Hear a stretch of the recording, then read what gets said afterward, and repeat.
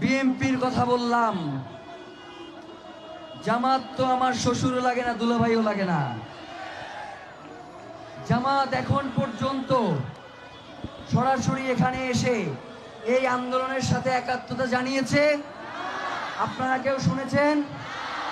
আমরা চাই বিএনপি, জামাত, এনসিপি প্রত্যেকের নিজস্ব রাজনৈতিক এজেন্ডা থাকবে। আপনারা আপনাদের রাজনীতি করবেন, সব ঠিক আছে, কিন্তু এই জনগণ তো আপনাদেরকেও হাদি হত্যার বিচারের জন্য পাশে চায়। যদি আপনারা কোনোভাবে এই হাদি হত্যার যেই বিচার, সেই বিচারের জন্য আপনারা যদি সোচ্চার না হন, এই নির্বাচনে জনগণ আপনাদেরকে সোচ্চার করে দিবে। কিন্তু সেই পর্যন্ত আমরা চাই না যে আপনারা অতদূর পর্যন্ত পৌঁছে যান।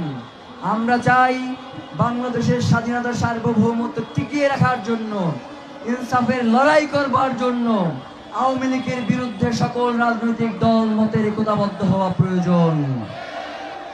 এখানে আমি চাই জামাত আসুক, বিএনপি আসুক, এনসিপিও আসুক, একাত্মতা পোষণ করুক। কারণ ওসমান হাদি যতদিন বেঁচে ছিলেন, তিনি সব সময় আওয়ামী লীগের বিরুদ্ধে বিএনপি, জামাত সহ এনসিপি সকল রাজনৈতিক দলগুলোর একটা ঐক্য চাইতেন।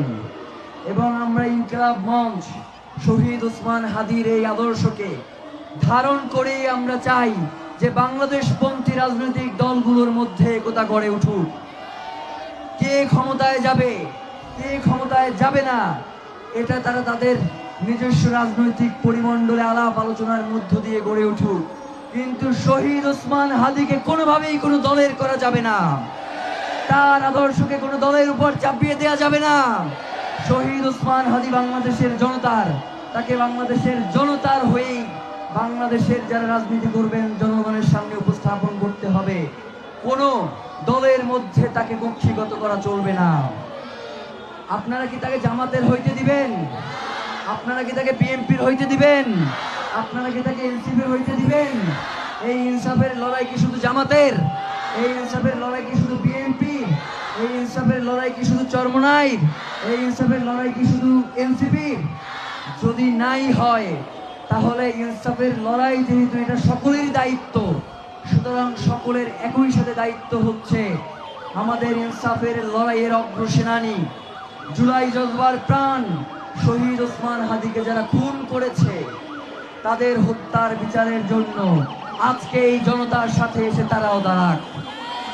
প্রিয় ভাইয়েরা, কথা বললে অনেক কথাই বলতে চাই, কিন্তু এত কথা বলবার বা শুনবার ধৈর্য হয়তো আপনাদের নাই।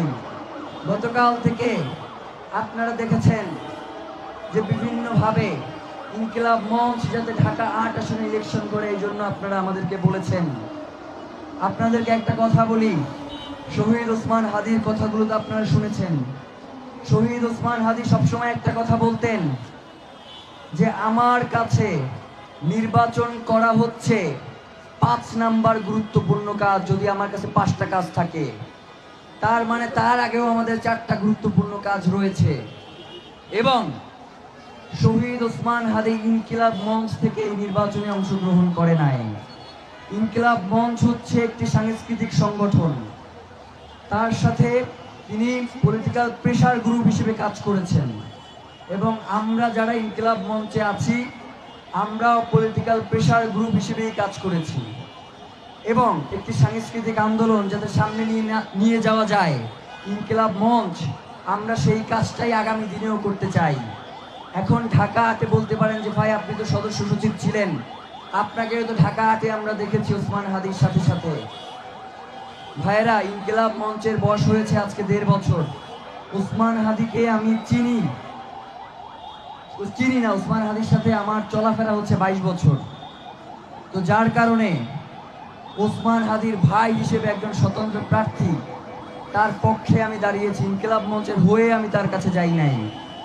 এবং আপনারা দেখবেন পুরো ৫০ জন বা ৬০ জনের একটা টিম, এর মধ্যে সর্বোচ্চ ৫ থেকে ৬ জন যারা ছিল ইনকিলাব মঞ্চের সাথেও কাজ করে এবং ঢাকা ৮-এও কাজ করেছে।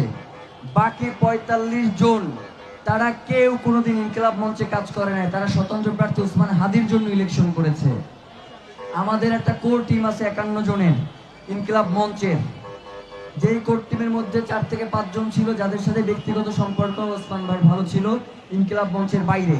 তারা সেই জায়গা থেকেই ঢাকা ইলেকশনের জন্য ওসমান হাদির সাথে দিয়েছে। আর আরেকটা কথা বলি, শহীদ ওসমান হাদির ইনকিলাব মঞ্চ কোনোদিন ক্ষমতার কাছে নিজেকে বর্গা দিবে না, কোনোদিন সে ক্ষমতার মুখাপেক্ষী হবে না। এখন আমরা যদি ঢাকা গিয়ে ইলেকশন করি, আমরা জানি আপনারা আমাদেরকে ভোট দিয়ে জিতে আনার জন্য যা যা করা দরকার আপনারা করবেন, কিন্তু আমরা কোনোভাবেই চাই না এবং শহীদ ওসমান হাদিও কোনোভাবেই চাইতেন না যে যোগ্যতা ছাড়া ঢাকা কোনো প্রার্থী দাঁড়াক। এইটা হচ্ছে শহীদ ওসমান হাদির ইনসাফের লড়াই। আমরা যতদিন পর্যন্ত শহীদ ওসমান হাদির মতো যোগ্যতা সম্পন্ন হয়ে না উঠব ততদিন পর্যন্ত আমরা ঢাকা দাঁড়াবো না। কোনো সিম্পেথি নিয়ে আমরা ঢাকা দাঁড়াইতে চাই না। সিম্পেথির রাজনীতি যারা করে তাদেরকে আপনারা চেনেন। ইনকিলাব মঞ্চ কোনোদিন সিম্পেথির রাজনীতি করবে না, এটা আপনাদেরকে নিশ্চয়তা দিচ্ছি। আমরা যে ইনসাফের লড়াই শুরু করেছি, যদি মনে করে থাকেন কেউ যে শহীদ ওসমান হাদির হত্যার বিচারের মধ্য দিয়ে আমাদের এই ইনসাফের লড়াই শেষ হয়ে যাবে, আপনারা ভুল করছেন।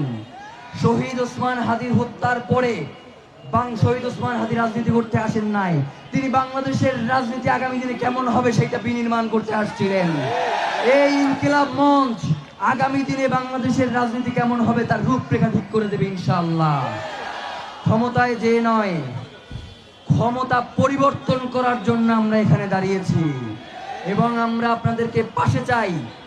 শহীদ ওসমান হাদি যেই কাজ করে গেছেন, আগামী এই ইলেকশনে 12 তারিখের ইলেকশনে যারাই ক্ষমতায় আসবেন, আপনারা দেখেছেন ইতিমধ্যে বিভিন্ন ফেসবুক পোস্টে হাদি ভাই এইটা বলেছেন, হাদি ভাই ওইটা বলেছেন, সবাই প্রার্থী। তার মানে হাদি ভাইকে অস্বীকার করে যে ক্ষমতায় যাওয়া যাবে না সেটা তারা অলরেডি বুঝে গেছে, যার কারণে বিভিন্ন মাধ্যমে তারা হাদি ভাইকে ব্যবহার করা শুরু করে দিয়েছে। হাদি ভাইকে ব্যবহার করেন, কোনো সমস্যা নাই, কিন্তু হাদি ভাইয়ের ইনসাফের যে লড়াই, সেই লড়াইয়ের নিশ্চয়তা প্রদান করেই আপনারা প্রয়োজনে হাদি ভাইয়ের সাথে কণ্ঠস্বর মিলান। কিন্তু যদি শুধুমাত্র ব্যবসার জন্য, শুধুমাত্র ক্ষমতায় যাওয়ার জন্য যদি হাদি ভাইয়ের নাম ব্যবহার করেন, ক্ষমতায় যাইতে পারবেন না, ক্ষমতায় যাইতে পারবেন না। জনগণ শুধুমাত্র হাদি ভাইকে নিয়ে আজকে আপনি কথা বলছেন, সেই আবেগ দিয়ে আপনারে ভোট দিবে না। আপনার আগের হিসাব এবং বর্তমান হিসাব দুইটা মিলাইয়েই আপনাকে ভোট দিবে। আগে যেই হাদি ভাইকে আপনি গালি দিছেন, সেই হাদি ভাইয়ের নাম নিয়ে আপনি সংসদে যাবেন, সেইটা হইতে পারে না, সেইটা আমরা হইতে দিব না।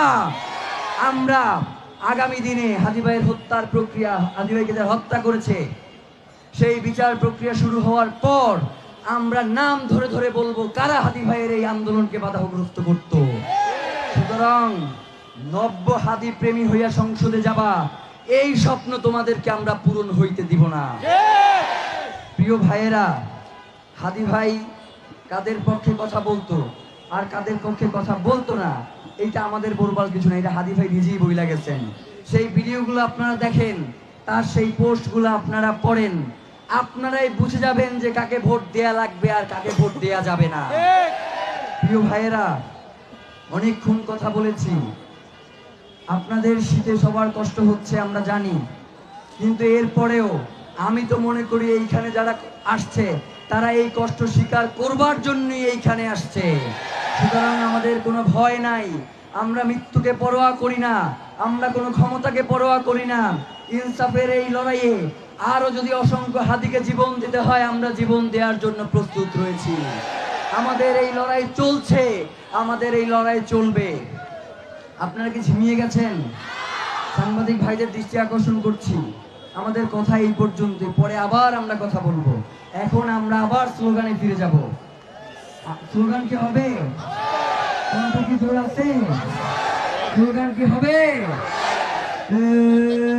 নারায়ে তাকবীর, আল্লাহু আকবার, নারায়ে তাকবীর। ভাইরা একটু সাইড করে দিলে আমাদের তাদের সাথে কথা বলতে সুবিধা হয়। একটু ভলান্টিয়ারদের দৃষ্টি আকর্ষণ করব সবাইকে